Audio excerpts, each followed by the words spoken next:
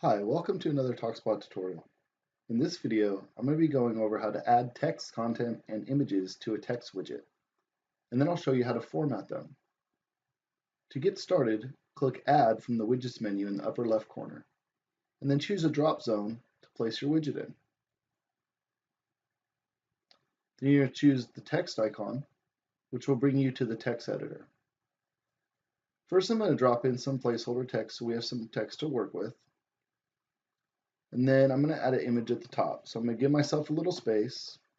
And to add an image, you're just going to place your cursor where you want the image to be placed, and then click on this Insert Image icon.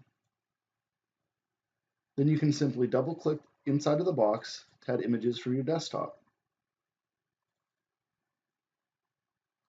One thing I'd like to point out is if you drag the corner of the image, you can change the size of the image within your editor.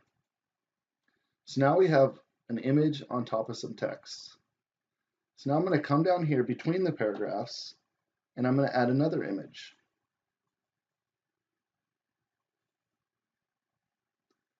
So with this image, I'm going to align it to the left. You can either left align, center align, or right align the image by clicking this align drop down. For this one, we're going to take it to the left. So now we have an image that's left aligned on top of a block of text. Well, what if we want the text next to the image? I'm going to click back onto the image, and then this star button will be the display drop down.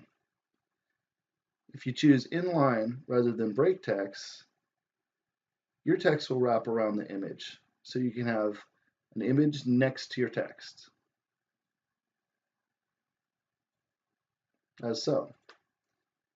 And now I'm going to give myself a little more room between my text paragraphs to better format it. And we're going to come down and put our cursor right here above the last paragraph and add another image.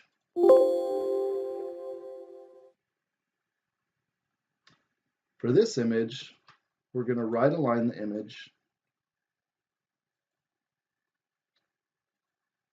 and put it in line with the text. So we have the text on the left side and the image on the right. And then you can change the size of the image depending on how you want it placed within the text.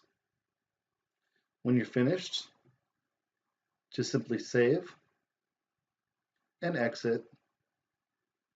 And now we can see how it looks on your web page.